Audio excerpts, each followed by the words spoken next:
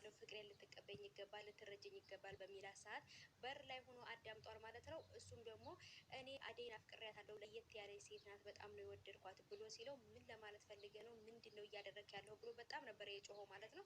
ከእንደገና ባርኮቴ እየጮክብኝ እኮ ነው፣ ምን ሆነ ነው ሲለው እንደገና ወደ ቀልቡ ተመለሰ ማለት ነው። በጣም ነበር ስሜታዊ የሆነው እና ይችም እንግዲህ የፍቅር ጓደኛ ወይንም የዳዊት እህት ማለት ነው ከነ ባርኮት ጓደኛ ቤት ሄዳ ነበረ። እዛ አድራለሁ ብላ ሽሮ ስሪልኝ ሲላት እውነት ለመናገር በጣም ነው የሳኩት።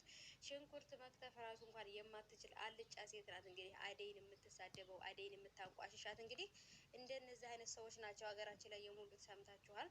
እና ምንም ሙያ የሌላት ማለት ነው። ፍቅርም እንደዛው ምንም መስራት አትችልም። ግን ደግሞ አደይን በጣም ነው የምትንቃት፣ በጣም ነው የምታንቋሽሻት። ግን አደይ እየሰራችው ምግብ ነው የምትበላው። በጣም ነው የሚገርመው። እና ውዶቼ ዳዊትም ደግሞ በጣም ነበር የደነገጠው ባርኮት እንደዛ ሲጮህበት። በእርግጥ ባርኮት አደይን እንደሚያፈቅራት ዳዊትም አያውቅም። ዳዊት አደይን እንደሚያፈቅር ነው የሚያውቀው ራሱን